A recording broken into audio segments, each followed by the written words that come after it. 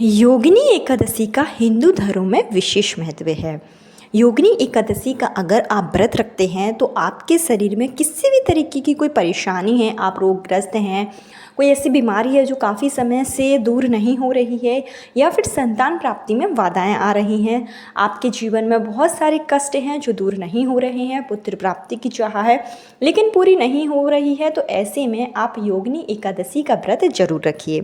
देखिए, एकादशी का जो व्रत होता है वो सर्वोत्तम माना जाता है। एकादशी का व्रत रखने से आपके जीवन में चल रही परेशानियों का अंत हो जाता है और श्री हरि विष्णु की कृपा से आपको सुख सौभाग्य की प्राप्ति होती है।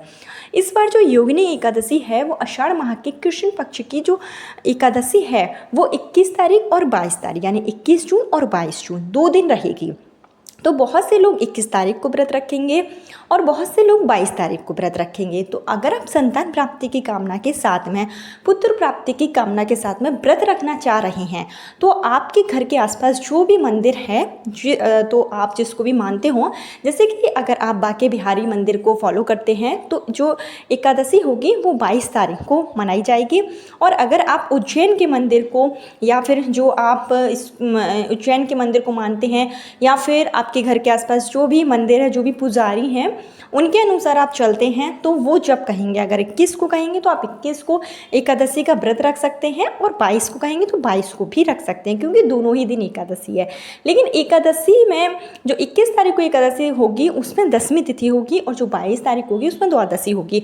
तो द्वादशी के दिन एकादशी का जो व्रत रखा जाता है वो काफ़ी लाभकारी माना जाता है। लेकिन अगर आप 21 को रखना चाहते हैं, व्रत रखिए और साथ ही साथ सरल से उपाय कीजिए। संतान प्राप्ति, पुत्र प्राप्ति के लिए योगिनी एकादशी के दिन आप कई सारे उपाय कर सकते हैं।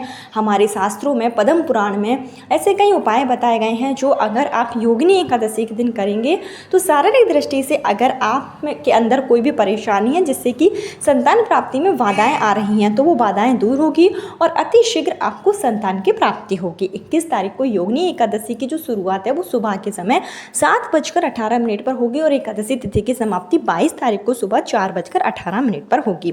तो दोनों ही दिन एकादशी का अगर आप व्रत रख सकते हैं तो रखिए, नहीं रख सकते हैं तो कोई बात नहीं, आप सिर्फ उपाय भी कर लीजिए।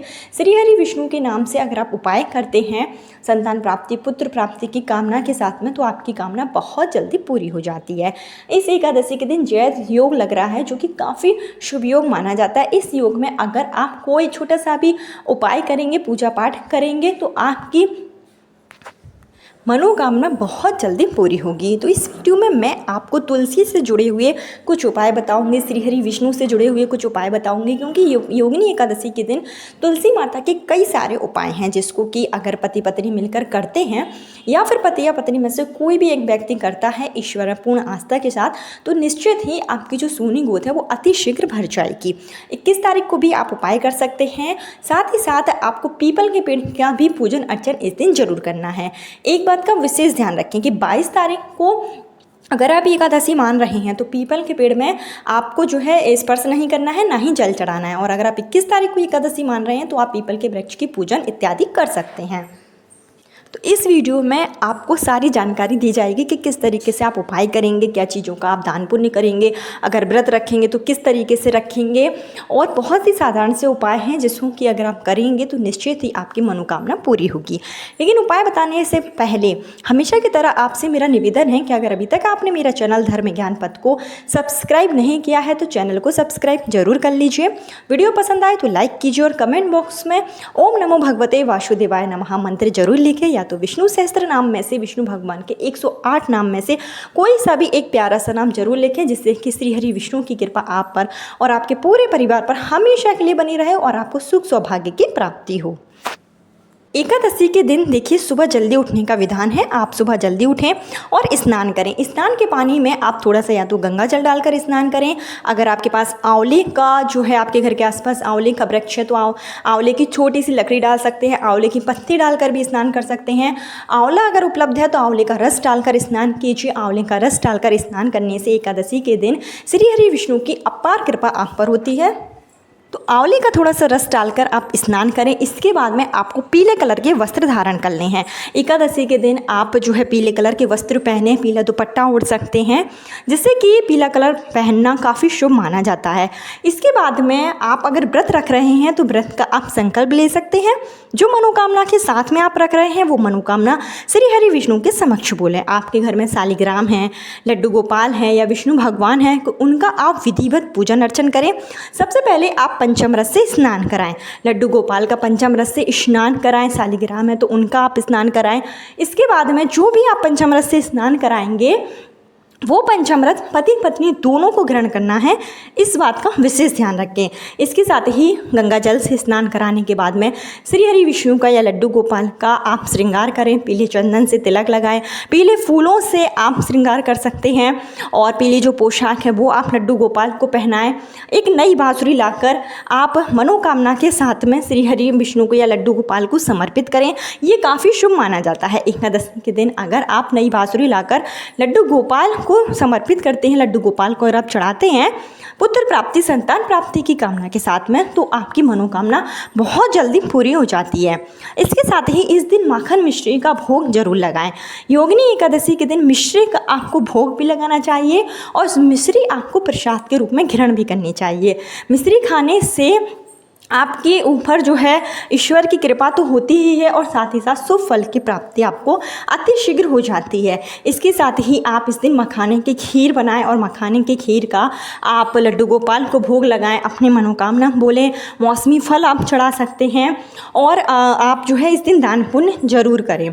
जो भी आप फल चढ़ाएंगे, जो भी आप प्रसाद चढ़ाएंगे, उसमें तुलसी का पत्ता आपको जरूर शामिल करना है। याद रखें कि एकादशी के दिन तुलसी का पत्ता आपको नहीं तोड़ना है, उससे एक दिन पहले आप तुलसी का पत्ता तोड़कर रख सकते हैं। जो भी आप प्रसाद चढ़ाएंगे उसमें तुलसी दल जरूर शामिल करें, क्योंकि तुलसी के पत्ते के बिना श्री हरि विष्णु का जो प्रसाद है वो अधूरा माना जाता है। इसके साथ ही आप जो है तुलसी के पेड़ की भी पूजन इत्यादि जरूर करें। तुलसी का पेड़ जो कि पूजनीय माना जाता है और लक्ष्मी माता का स्वरूप है।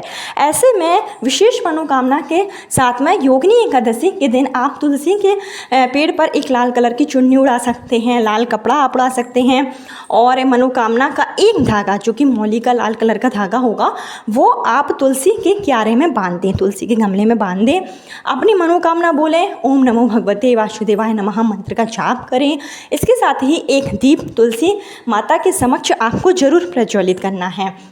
श्री हरि विष्णु के समक्ष भी आप जो है एक दीप प्रज्वलित करें। अपनी मनोकामना बोलें, घी का दीप आपको प्रज्वलित करना है। इसके साथ ही तुलसी के क्यारे की भी पूजा करेंगे।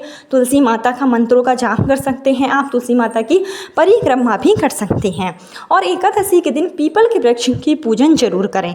अगर आपकी संतान प्राप्ति में बाधाएं आ रही हैं, पुत्र प्राप्ति के योग नहीं बन पा रहे हैं, तो आप शनिवार के दिन यानी कि 21 जून को योगिनी एकादशी के दिन एक लोटे में जल लें, थोड़ा सा उसमें दूध मिलाएं, थोड़ा आप मिश्री मिलाकर जो है तो पीपल के पेड़ का पूजन करके पीपल के पेड़ में यह जल चढ़ाएं। पीपल के पेड़ की 7 बार परिक्रमा करते हुए ओम नमो भगवते वासुदेवाय नमः मंत्र का जाप करें। पीपल के पेड़ की पूजा करने से श्री हरि विष्णु का आशीर्वाद तो प्राप्त होता ही है और साथ ही साथ आपके पितृ भी प्रसन्न होते हैं। और जब आपके पितृ प्रसन्न हो जाते हैं तो आपके वंश की वृद्धि होना स्वाभाविक बात है। तो पीपल के पेड़ की पूजा विशेष तिथियों में जरूर करें। और इसके साथ ही दान पुण्य के रूप में आप अन्न का दान कर सकते हैं, मौसमी फलों का दान कर सकते हैं, केले का दान कर सकते हैं, चीनी का दान कर सकते हैं। यह सब दान करना काफ़ी शुभ माना जाता है। इससे आपकी जो मनोकामना होती है वो पूरी हो जाती है और आपके भाग्य की रेखाएँ प्रबल हो जाती हैं। इसके साथ ही योगिनी एकादशी के दिन आप अखंड ज्योत भी प्रज्वलित कर सकते हैं। अगर आप जो है अखंड ज्योत प्रज्वलित करके रात्रि में जागरण करते हैं, श्री हरि विष्णु का भजन करते हैं, मंत्रों का जाप करते हैं, तो ये काफ़ी लाभकारी माना जाता है। इससे जो भी आपकी मनोकामना होती है वो बहुत जल्दी पूरी हो जाती है। और अगर आप अखंड ज्योत जैसे नहीं जला सकते हैं, आपके पास इतना समय नहीं है, तो आप सुबह और समय दोनों ही टाइम दीप प्रज्वलित जरूर करें और श्री हरि विष्णु की दोनों ही समय पूजन करें। एक बार आप सुबह भी कर सकते हैं और शाम के समय भी दीप प्रज्वलित करके मंत्रों का जाप जरूर करें। लड्डू गोपाल का जो संतान गोपाल मंत्र है उसका जाप जितना हो सके उतना कीजिए। 11 बार, 21 बार, 108 बार, जितना हो पाए आपसे। एकादशी के दिन संतान गोपाल मंत्र का जाप करना निसंतान दंपतियों के लिए काफ़ी शुभ माना जाता है। तो इसको आप जाप जरूर करें। श्री हरि विष्णु का ध्यान करें और लड्डू गोपाल के समक्ष बैठकर संतान गोपाल मंत्र का जाप करेंगे तो आपके पुत्र प्राप्ति के प्रबल योग बनते हैं। जो भी पति पत्नी हैं, अगर मिलकर इस दिन श्री हरि विष्णु के मंदिर में जाते हैं, आपके घर के आसपास श्री हरि विष्णु के स्वरूप में कोई भी मंदिर है, वहाँ जाकर आप दीपदान जरूर करें। इस दिन आप अपने पितरों के निमित्त भी एक दीपदान कर सकते हैं। अपने घर के मुख्य द्वार पर दीप जरूर प्रज्वलित करें। सुबह होते ही आप जो है एकादशी के दिन चाहे 21 तारीख को या 22 तारीख को गंगा जल से छिड़काव जरूर करें। एक स्वास्तिक बनाएं और एक दीप आप सुबह जलाएं और एक दीप आप शाम के समय जलाएं। ये सारे ही कार्य अगर आप योगिनी एकादशी के दिन करते हैं तो आपकी मनोकामना पूरी होगी, सुख सौभाग्य की प्राप्ति होगी, पुत्र प्राप्ति के प्रबल योग बनेंगे। संतान प्राप्ति की कामना के साथ में योगिनी एकादशी के दिन अगर आप ये छोटे छोटे उपाय कर लेते हैं तो शारीरिक दृष्टि से आपके अंदर जो भी परेशानी है वो निश्चित रूप से दूर हो जाती है। क्योंकि योगिनी एकादशी का व्रत रखने से, योगिनी एकादशी के दिन उपाय करने से शरीर से संबंधित सभी रोग का निवारण हो जाता है। तो आप ये उपाय जरूर कीजिए, आपकी मनोकामना अति शीघ्र पूरी होगी।